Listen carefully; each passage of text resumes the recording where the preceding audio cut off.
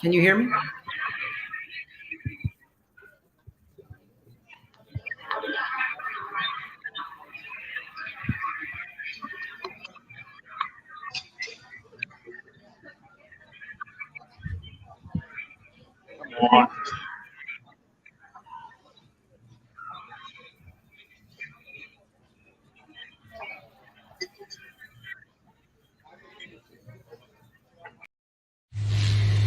This is Miller time.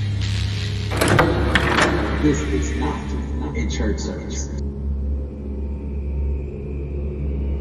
I do my best to walk with all the integrity I can. However, this is an opinion program.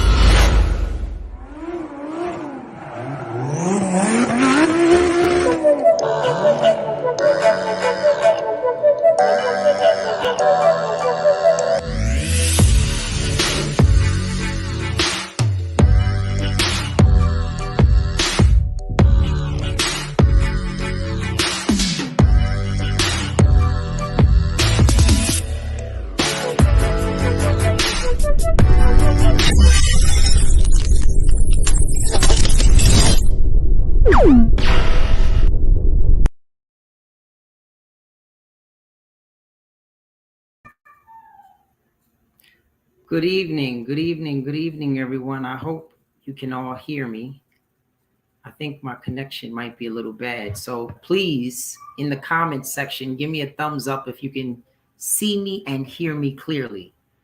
I'm going to see what I can do on my end, but you know, technology, it happens. So welcome everyone to Miller Time. As you can see, I'm sorry to let you down. I am not Bishop Cedric Miller, but I am going to stand in his stead this evening and talk about something that he sort of, indicated that I should talk about. And so if you would give me your time for the next few moments, I want to talk about something that is impacting millions of Americans. And it is sort of a hot topic due to a recent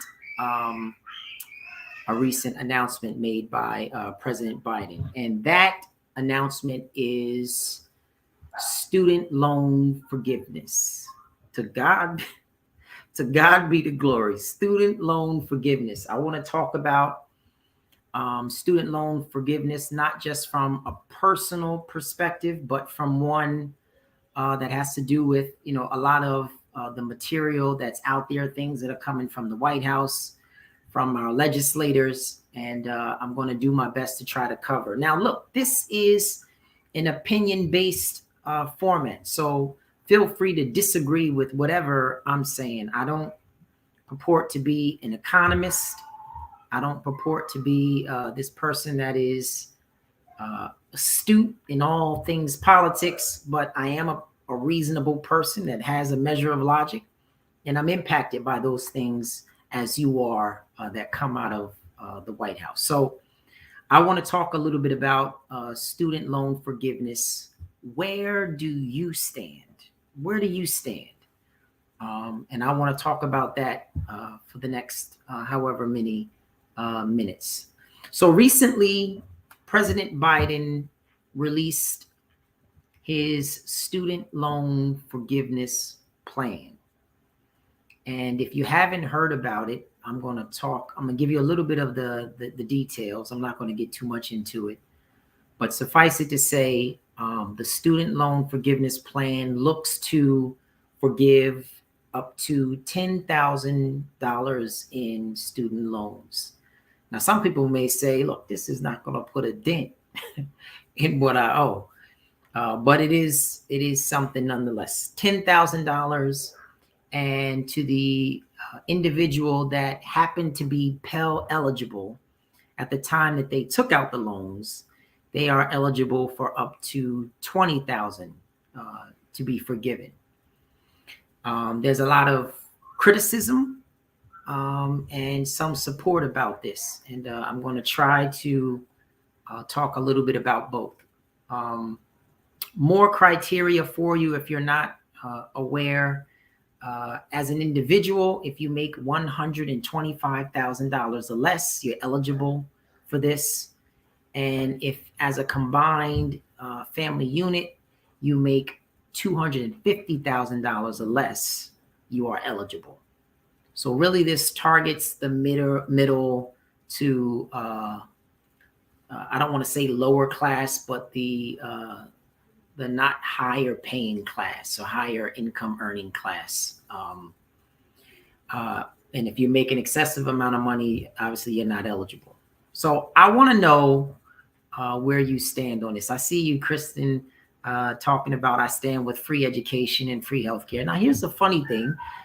People think that it'll cripple our economy, and there's no way we could survive something like that. But other countries, to your point, have done it, and they do it, and they're surviving and thriving. So what the scare is here in this country, again, I'm not an economist, so I can't really say, but it seems to me that if other countries could pull it off, I don't see why we couldn't. So before I get into the student loan forgiveness, I want to talk a little bit about, and again, this is my perspective, feel free to disagree.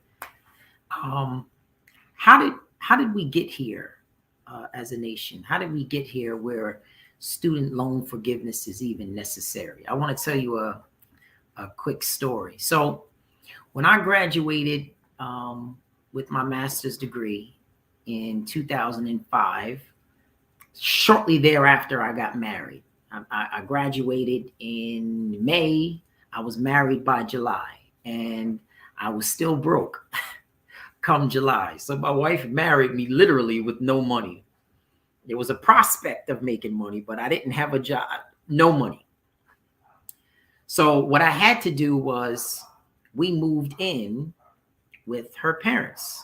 And this is when they were living out in Millstone. So Millstone, if you're not familiar with the area, Millstone is kind of like a well-to-do kind of rural area. The next house is kind of like a distance from where your house is. And so we had to enroll our daughter in school out there. And so I remember getting our daughter involved in sports and things like that. And she was participating in soccer. She was on a soccer team at this point. And so when we would take our oldest daughter to soccer practice, it would be a bunch of Range Rovers and Maseratis and all of these kind of foreign cars parked where other parents are there to take their kids to practice. I pulled up in a Toyota Camry. So it kind of stood out. But nonetheless, our daughter was participating in sports. Now, if you think I look young now, this is when I was 20 something and I looked really young then. So I could see when my wife and I walked up to the soccer field, people just staring at us. They couldn't understand, how is this young couple living in this well-to-do kind of area? You know, I imagine people must have thought, well, who is he? You know, what does he do? And I could see them wanting to say something, but no one really had the courage to come up and ask that until one brave soul came up and kind of, you know, worked his way into finding out, well, what do you do? And so, you know, ultimately, you know, we got to know people in the community and they sort of accepted us and you know, everything was fine. But the interesting thing was in this community where everyone sort of knew everyone, there were a lot of wealthy people, but there wasn't a lot of education. And by education, I mean formal education. The actual wealthiest guy that was a part of this kind of like kids group where we all had kids, you know, in the same grade, we would go to play dates and I'd see all of the same people. The wealthiest guy actually didn't have a degree at all. I was probably one of the more educated of the entire group. He was wealthy, but he didn't have a college degree. Now, that to me is my first point in this idea of how did we get here. And some of you may kind of this may resonate with you. There was a period for about 20 or 30 years where it was said that in order to get a good job, you had to get a degree. It was propagandized. It was on billboards. It was in commercials. It was everywhere you looked. I grew up in that era where I was told in order to get a good job, you had to get a college degree. Now, in the law of supply and demand, that just created a demand, right? It birthed this mass hysteria that everybody has to go out and get college degrees. And so what did universities do? Universities said, oh my God, we now have this demand and we are the supplier. So now college degrees were considered a commodity. Everybody ran to get their college degree. And so what universities did was they hiked up the prices. I started college in 1999. I went to Seton Hall University. And at the time, I remember tuition was about $400 and something per credit. And back then, that was a lot of money. That was crazy money. Now, tuition is about $1,500 for one credit. Now, I want you to do the math here. There's about 130 credits you need to get a bachelor's degree. And it costs about $1,500 per credit to go to Seton Hall University. Colleges went crazy hiking up prices. And so they have this demand. Now they have the supply, and they could charge whatever they wanted. And you will see tuition crazy. I mean, at this point, it will cost you the amount you pay for your house to attend Seton Hall University. You're going to get out of Seton Hall University with over $200,000, either in loans or you had that kind of money coming in. And so people were told that this is the only way to get out of their predicament. And so they paid whatever. Now, what accompanied that was legislation to relax laws and the process to be able to take out loans. And so now, like if I want to go buy a car, there's something called debt to income ratio. And so you need to have to prove that you would be able to pay this back. When they were doing these loans out to these 18-year-old and 19-year-old young people, they didn't have to prove that they had the income. They could just take out the money. And so that has led us to where we are now, where now people, one could even call that predatory lending, because you didn't care whether or not the person was able to pay this back. The idea was to, now that the colleges are open and now that the colleges can charge whatever they want, we can have this free for all and raise the tuition prices. And so what has happened is now students find themselves in this massive debt. Let me tell you about the circumstances that we're in. So right now, we are looking at about $1.6 trillion in student loans. $1.6 trillion in student loans. Borrowers across this country owe approximately 1.6, not B, not M, but with a T, $1.6 trillion.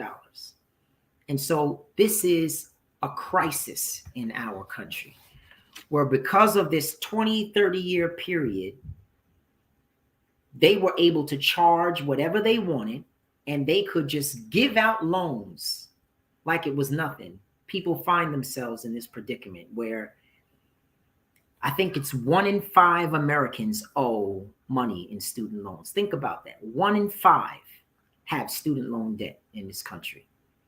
And so this is a major problem. And so this is the kind of the circumstances that surround that we had this period where people were just taking out loans and getting degrees and taking out loans and getting degrees, and the price was astronomical. I have 3 kids. How am I going to pay for 3 kids? I mean, I can save up money, but $200,000 a piece to go to college? And this is where we are. And now you see people starting to say, well, you don't necessarily need to get a degree. But this guy that I lived with in Millstone way back when knew that then, that he didn't need to get a degree. In fact, he was the wealthiest guy in the community, and he had the least education of us all. How did we get sold this? That's the only way. And I have nothing against formal education. I am an educator. But you got to agree, it's kind of crazy the amount of money it costs to go to college now. And I hear people, particularly those that are older than me, well, I worked and I put myself through college. Well, it was possible back then. But try paying $200,000 in tuition working at the neighborhood diner. It'll never happen. The only way to go was to take out loans for a period of 20 or 30 years. So let me get back to this. That's kind of a little bit of how we got here. So here's the situation that we're in. Like I said, $1.6 trillion in student loan debt. $1.6 trillion. 1 in 5 Americans have student loans. Now, here's something that you might not know. Majority, and I see somebody mention credit cards, and that was a big thing when I was in college too. They were just companies everywhere lined up when you walk into the cafeteria offering you free stuff to sign up for a credit card. And I know a lot of people that got, suckered into massive credit card debt as a result of that. So here's something that you may not know. Majority of the debt that is held, remember 1.6 trillion, majority of the debt held are held by those with large amounts. Right? So in other words, those with $20,000 in debt and less, there are more people that have $20,000 of debt and less, but the small few that owe upwards to $100,000 and more occupy majority of the debt. So what does that tell you? That tells you quite possibly the poorest of those during this time were targeted for the most amount of debt. Possibly. It could also mean that those that are on the other side, they had money saved up and this sort of thing. Possibly. But the poorest sort of are the most vulnerable. And then when you think about that, chances are those that fall into that category are probably disproportionately people of color. Right? So we sold this idea that the only way to get ahead in this country is you have to get a college degree. Colleges hike their prices all the way up. And now we have a huge population of people that are stuck in this debt. Student loan debt is most prevalent among the ages of 24 and 34. Like I said, folks that are older than me, yeah, they have student loan debt, but it's nothing like our generation, my generation. This generation of 20-somethings and up to, I would say, 40s and even to early 50s. They know a different type of student loan. It's not the same of pull yourself up by the bootstraps kind of situation. It's a different environment. The amount of loans that we had to take out just to finish our degree. And then that's the other thing. There's a large percentage of the folks that owe student loans never even got their degree. So now they have this debt that they owe, and they have no job, big paying job on the other end. And that's another big part of it. I caution students about putting together thinking about everything before they dive into going to these big name schools. Because just because you get a degree from Harvard in psychology, it doesn't mean that you're going to get a high paying job. And so that has to be demystified for the generation behind me. They have to know that it doesn't always translate into this high paying job, and you'll be able to pay it back. I know people with student loan payments that are 4 digits, a mortgage payment just to make a student loan payment. How can anyone live like that? So again, let me go back to this. The large portion of the 1.6 trillion is held by a small percentage of the total amount of people that owe student loans, because that small amount of people have very large debt. And then there's a lot of people that have very small debt. So for that very small debt population, if they're eligible, this is a blessing. It wipes the slate clean. But for that population that owes 40 and 50 and 60 and $70,000 in student loan debt, this really doesn't change their circumstances much. And so that's a perspective that I want you to think about. Now, there have been some, and I don't want to get into bipartisanism at all, but I am going to talk a little bit about some of the critique, and most of that critique is coming from the Republican side. So Donald Trump Jr. was quoted saying, "Canceling student debt is a tax on the most responsible people in the country." Donald Trump Jr. said, "Canceling student debt is a tax on the most," listen to the terminology, the more responsible ones, they're being taxed because of something the irresponsible ones have done. They got themselves into this. Now, that's a very strong position coming from a person that came into wealth, right? He came into wealth. And his degree from the University of Pennsylvania was probably paid on the first day for the whole 4 years, right?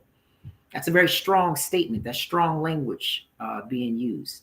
Now, here's the hypocrisy in it all. His father, Trump Sr., is known for not paying his debts. This is not my opinion. This is a matter of fact.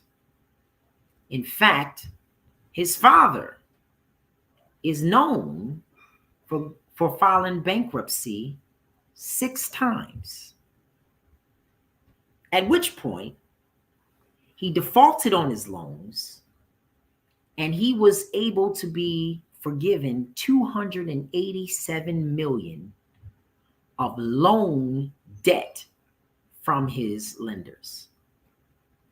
Now, his son is saying to do this is to tax those that have been responsible.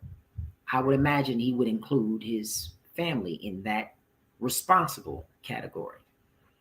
But his father was forgiven of $287 million that he owed and never paid.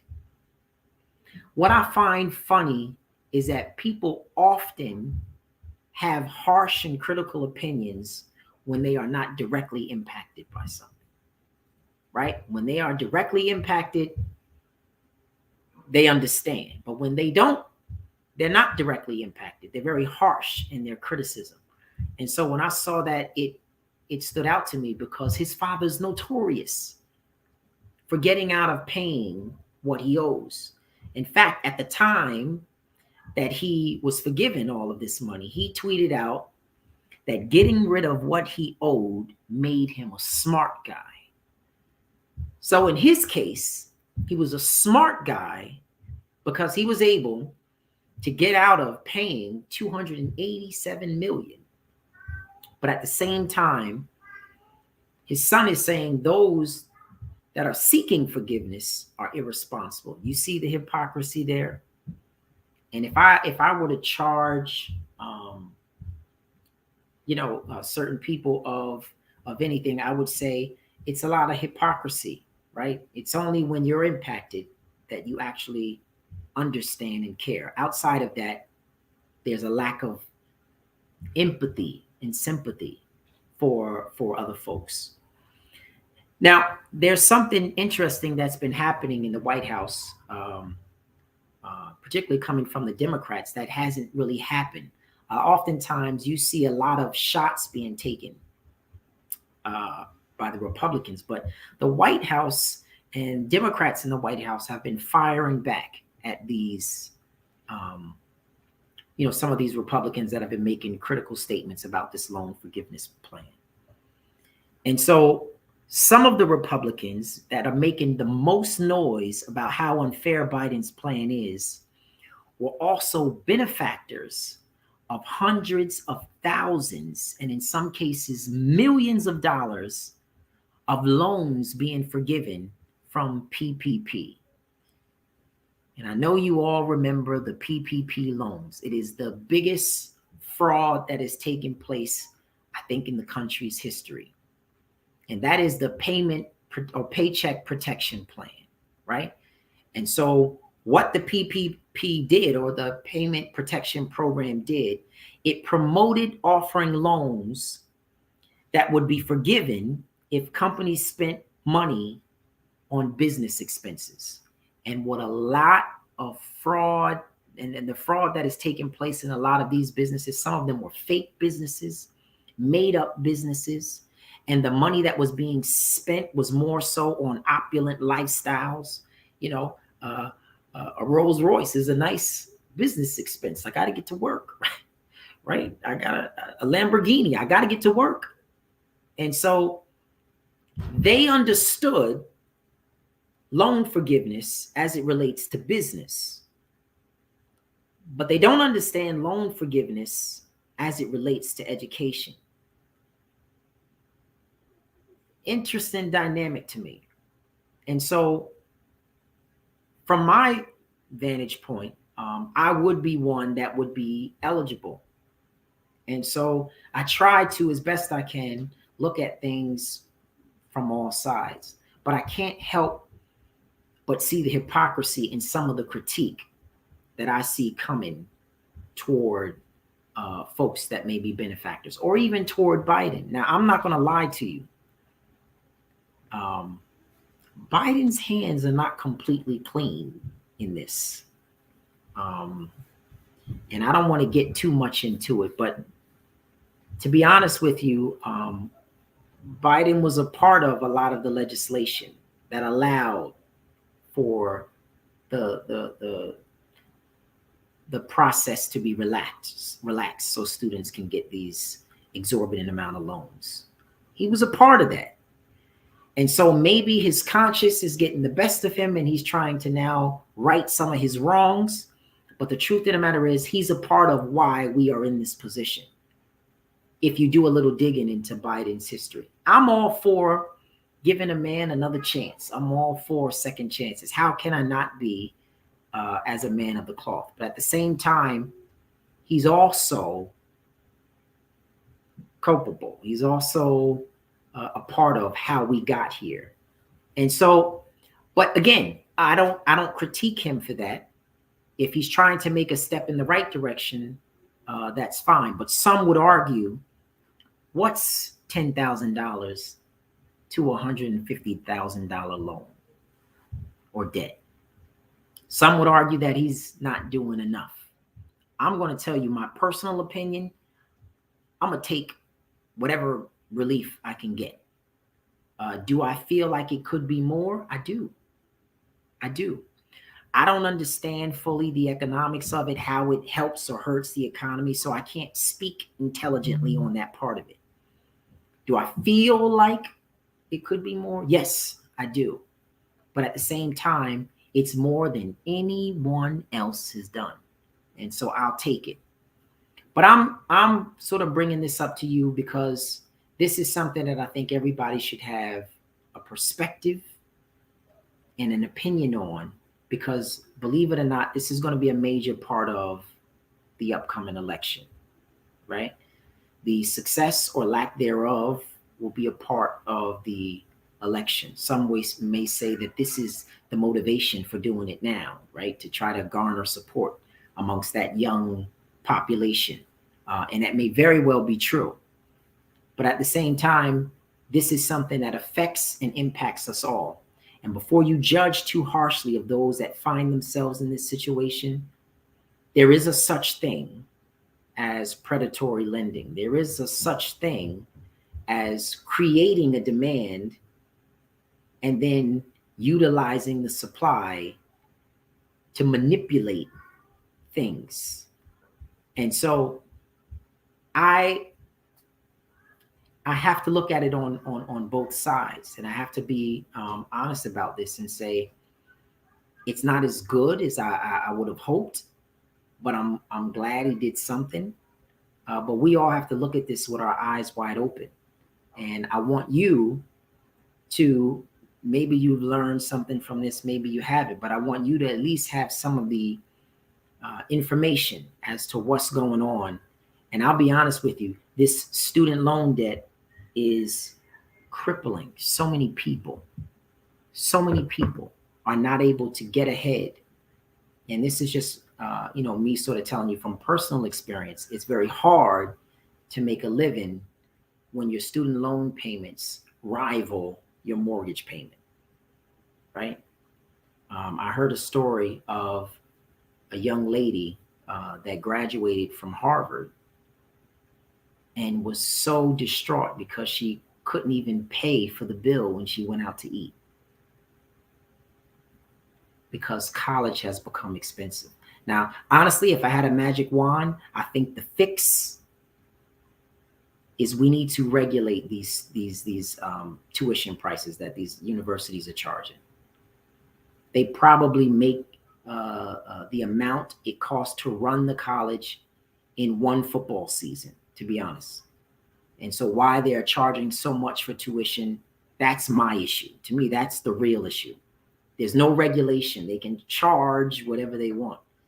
No rhyme or reason.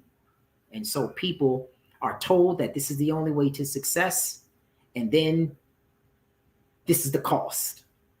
And so a person would feel like I have no choice. What other choice do I have? But I don't believe it's true.